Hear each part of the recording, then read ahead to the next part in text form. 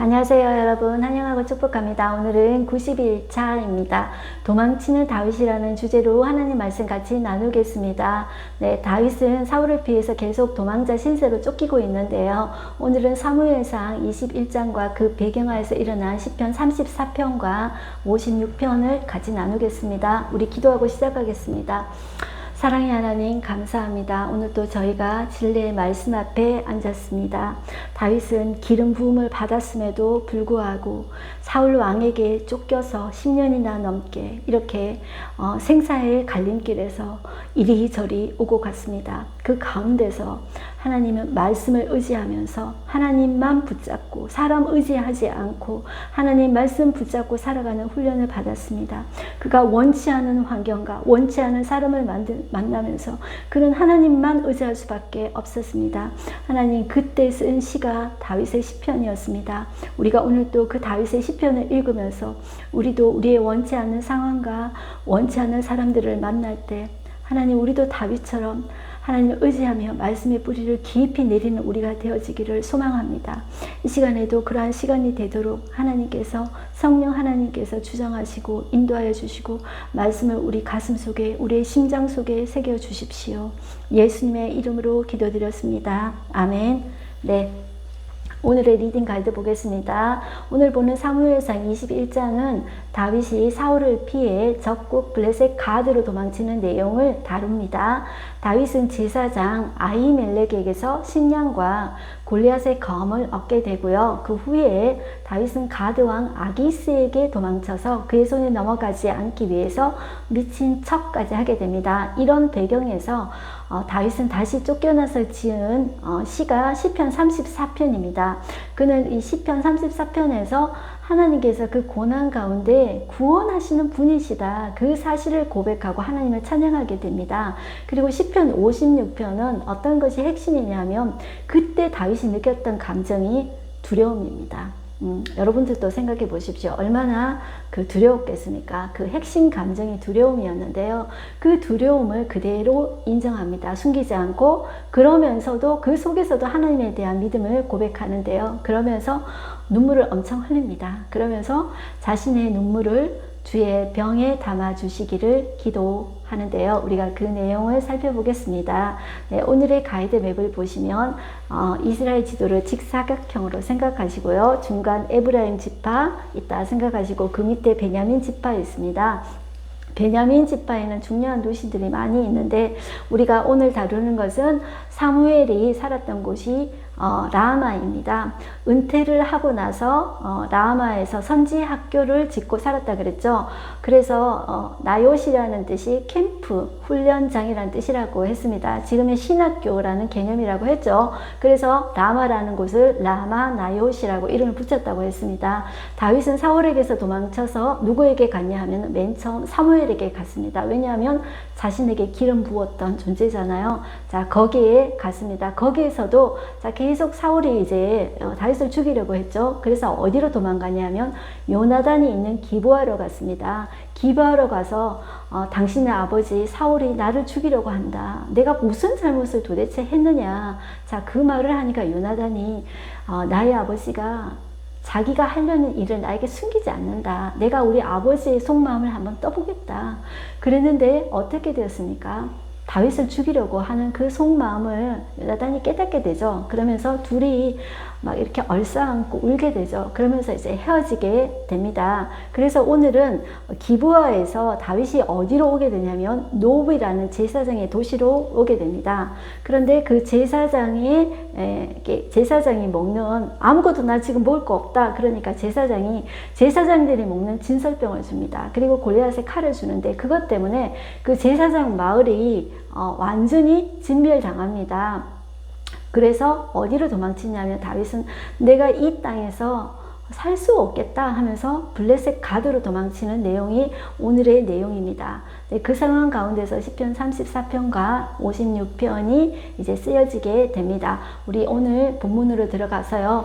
21장을 보겠습니다. 1절 보시면 다윗이 노브에 갔다고 했습니다. 노브라는 곳은 제사장의 도시입니다. 요나단이 사는 기브아에서 한 2km 정도 떨어진 조금 이렇게 높은 지역에 있는 도시입니다.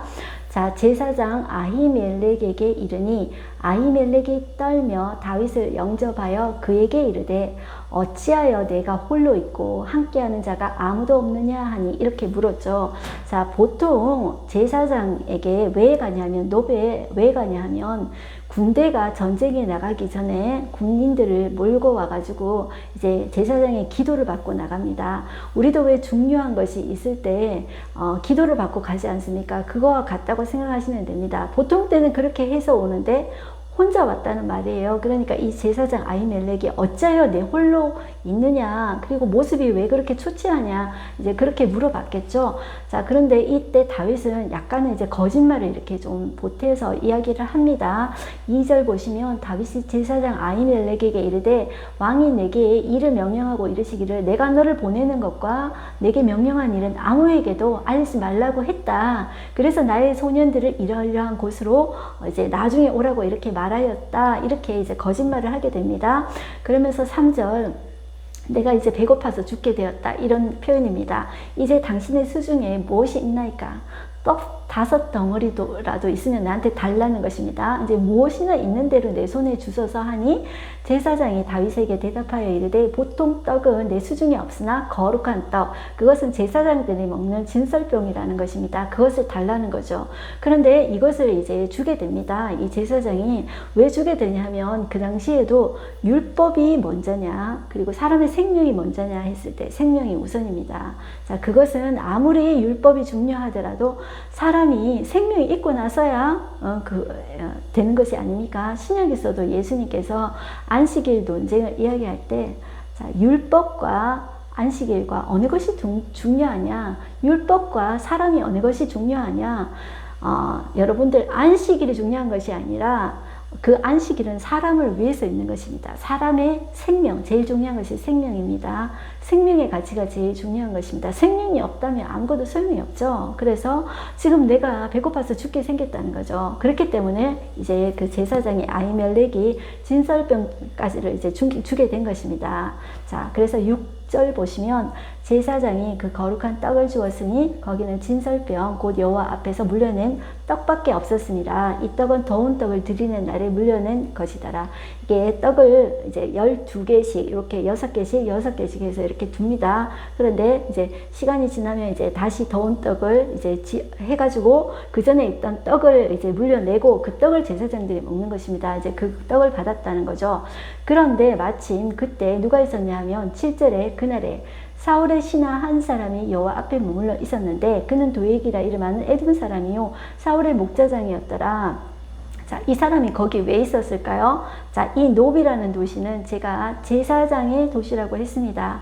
제사장의 도시에 이 사람이 왜 있습니까? 자, 거기 그 사람이 목자장이라고 했죠. 목자장이라 그러면 이제 재물이 필요하니까 아무래도 목자장 이런 사람들이 있어야 되겠죠. 그런데 그 사람은 이스라엘 사람이 아니고 에돔 사람이에요. 근데 왜 있었겠습니까?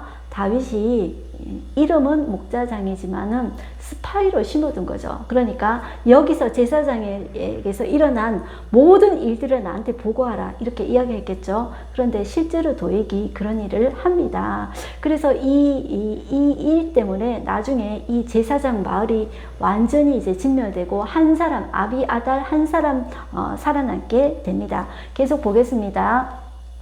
자, 8절 다윗이 이제 그 진설병 먹게 되죠. 그리고 8절 다윗이 아히멜렉에게 이르되 여기 당신의 수중에 창이나 칼이 없나이까? 왕의 일이 급함으로 내가 내 칼과 무기를 가지지 못하였나이다 하니 제사장이 이르되 내가 엘라 골짜기에서 죽인 블레셋 사람 골리앗의 칼이 보자기에 쌓여 에봇 뒤에 있으니 네가 그것을 가지려거든 가지라. 여기는 그것밖에 다른 것이 없느니라 하는지라. 그래서 이제 그것을 달라 그래서 이제 가지고 가게 되죠. 10절 보겠습니다. 그날에 다윗이 사울을 두려워하여 일어나 도망하여 어디로 갔냐면 가드 왕 아비스에게로 갔다고 이야기하죠. 자, 우리가 지난 시간에 사울이 다윗을 더욱 두려워하였더라. 뭐 이렇게 표현이 되어 있지 않습니까? 그런데 지금은 그 다윗의 감정이 어떤 감정이 베이스 감정이냐면 두려움입니다. 두려워서 보통 다윗이 두렵고 힘들고 위기 상황 가운데 다윗은 어떻게 했습니까? 말씀 붙잡고 기도한 사람이었잖아요. 그런데 두려움이 그를 사로잡게 되자 그는 어디 땅으로 돌아가게 되냐면 가드 왕으로 가게 됩니다. 블레셋 땅 아닙니까? 거기 아기스에게로 갑니다. 그러니까 11절 아기스 신하들이 아기스에게 말하되 이는 그의 땅 다윗이 아니니까 우리가 춤추며 이 사람의 일을 노래하여 이르되 사울이 죽인 자는 천천히요 다윗이 만만히로다 하지 아니하였나이까 이렇게 이야기하는 거예요. 다윗 그날의 왕 아닙니까? 이렇게 이야기했다는 거예요. 다윗이 그 말을 듣고 완전히 있잖아요. 이렇게 이 사람들이 나를 기억할 줄은 생각도 못하고 간 거죠. 근데 그렇게 이제 봤다는 거죠. 그러니까 자, 그 위기 상황 가운데 다윗은 12절에 보면 이 말을 그의 마음에 두고 가드왕 아기스를 심히 두려워해요. 다윗은 지금 누구를 두려워합니까? 사울을 두려워했고 또 누구를 두려워합니까? 가드왕 아기스를 심히 두려워했다고 했습니다. 그가 진짜 두려워해야 될 것은 모든 것을 지고 있는 하나님을 두려워해야 되는 것입니다. 이 상황을 허락하신 그 하나님 앞에 하나님 어떻게 할까요? 기도를 해야 되는 다윗이었습니다. 그런데 그 두려움이 그를 사로잡자 미친 척을 합니다. 13절에 그들 앞에서 그의 행동을 변한 미친 채 하고 대문짝에 그적거리며 침을 수염에 흘리며 아기스가 그의 신하에게 이르되 너희도 보거니와 이 사람 미치광이로다 어찌하여 그를 내게로 데려왔느냐 내게 미치광이가 부족하여 너희가 이 자를 데려다가 내 앞에서 미친 짓을 하느냐 이 자가 어찌 내 집에 들어오겠느냐 하니라. 자, 이렇게 이야기하죠. 자, 다윗은 이런 행동을 누구한테서 봤을까요? 사울이 귀신 들려서 악령에 이제 들려서 미친 척을 하면서 실제로 미쳤죠. 그러면서 말도 막 이리저리 오락가락하고 막 창도 던지고 그러지 않았겠습니까? 그러니까 사울이 미쳐서 날뛸 때 그런 행동을 보았겠죠. 그러니까 사울이 본 행동을 다윗이 이제 그대로 이렇게 하게 되는 거예요. 자, 그러면서 얼마나 그는 하나님 앞에 기도했을까요? 이제 다윗도 온전한 사람이 아니었다는 걸 볼 수가 있습니다. 두려운 환경과 두려운 사람을 만났을 때 완전히 그 인간적인 방법으로 했다는 거죠. 두려워서 어디로 도망갔다 그랬죠? 가드로 도망갔다 그랬죠? 그리고 가드와 아기스를 보고 어떻게 해야 될지 몰라서 인간적인 방법으로 수를 썼다는 거죠. 그런데 그 와중에서도 그를 하나님께서 도와주십니다. 자, 그런 고백들이 일어난 시가 시편 34편입니다. 그래서 시편 34편 표지를 보시면 다윗이 아비멜렉 앞에서 미친 채 하다가 쫓겨나서 지은 시라고 합니다. 네, 아비멜렉은 블레셋의 왕을 아비멜렉이라고 합니다. 이 아비멜렉의 이름이 아기스라는 거예요. 그러니까 여러분들 뭐 아기스 따로 나오고 아비멜렉 따로 나오니까 이상한데 우리가 이집트의 왕을 바로라고 하지 않습니까? 그것처럼 블레셋의 왕은 아비멜렉이라고 한다. 그의 이제 이름이 아기스다. 이렇게 보시면 되겠습니다. 자, 그 가운데 다윗은 어떻게 하나님 앞에 기도하냐면 1절 보시면 내가 여호와를 항상 송축하며 내 입술로 항상 주를 찬양하리다. 제가 이 1절을 읽었는데 어디 포인트를 뒀냐면 항상이라는 말에 포인트를 뒀습니다. 저는 이것이 너무 신기한 거예요. 이렇게 미친 척 하면서도 하나님 앞에 기도할 때 내가 항상 하나님을 송축합니다. 항상 주를 찬양합니다. 그것부터 하고 시작한다는 거예요. 이 와중에서도 정말 비록 실수했다 할지라도 비록 내가 이 두려움에 휩싸여서 인간적인 결정을 하고 이렇게 잘못된 길로 왔다라 할지라도 그 자리에서 기도할 때 하나님을 생각하고 하나님을 먼저 찬양하고 송축한다는 것이 무릎을 꿇고 하나님 앞에 조아린다는 것입니다. 자, 그렇게 하나님 앞에 찬양하는 그런 모습을 가지고 하나님 앞에 기도하는 것입니다. 4절 보겠습니다. 내가 여호와께 간구하며 내게 응답하시고 내 모든 두려움에서 나를 건지셨도다. 그 핵심 감정의 두려움이라 그랬죠. 그런데 34절은 그 가운데서 다윗은 그 구원하시는 하나님을 경험한 것입니다. 그리고 나를 죽음에서 구원하신 그 하나님을 경험하신 것입니다. 그래서 34장 시편 34편은 그 구원자 그 하나님을 여러분들 가슴속에 생각하시고 나도 그 내 상황과 사람들에게서 구원해 주시는 분이 하나님이시구나. 그래서 그 다윗이 말씀의 뿌리를 내렸던 것처럼 우리도 그 구원하시는 그 하나님의 말씀의 뿌리를 내리는 저와 여러분이 되었으면 좋겠습니다. 6절 보시면 이 공고한 자가 부르짖음에 여호와께서 들으시고 그의 모든 환난에서 구원하셨도다. 여호와의 천사가 주를 경외하는 자를 둘러 지인치고 그들을 건지시는도다. 너희는 여호와의 선하심을 맛보아 알지어다. 그에게 피하는 자는 복이 있도다. 네, 어떻습니까? 하나님의 구원을 그가 경험하고 이 한마디 한마디가 여러분들 소리내어서 여러분들 크게 한번 몇 번 읽어보십시오. 그리고 내 가슴 속에 내 심장에 이렇게 새긴다는 의미로 내가 들을 수 있도록 말해 보십시오. 다른 사람이 들으라고 말을 한 것이 아니라 내가 내 자신이 들으라고 한번 이것을 한 3번 정도 한번 여러분들 큰 소리로 내가 내 자신에게 한번 말해 보십시오. 네, 그렇게 조금 넘어가고요. 15절 한번 보실까요? 여호와의 눈은 의인을 향하시고 그의 귀는 그들의 부르짖음에 기울이시는도다. 그 가운데서 하나님 앞에 부르짖는 그 기도를 계속 하는 거죠. 17절도 보겠습니다.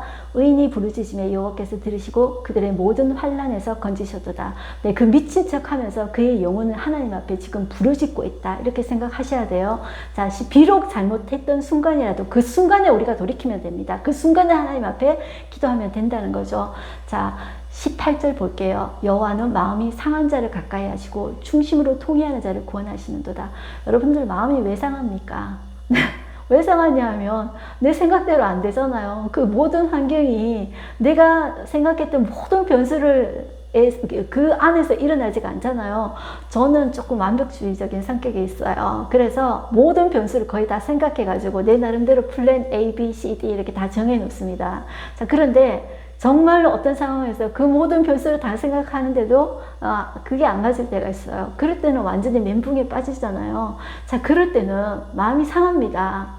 그리고 그런 사람을 만나고 그런 환경을 만날 때 여러분들 낙심하고 마음이 상하지 않습니까? 다윗도 그 마음이 상한 것을 인정합니다. 그 상황 가운데서 그냥 그대로 하나님 앞에 올라가는 겁니다.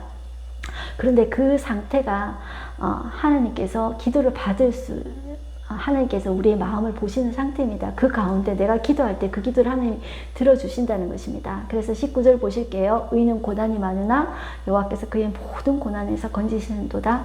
그의 모든 뼈를 보호하시며 그 중에서 하나도 꺾이지 아니하도다.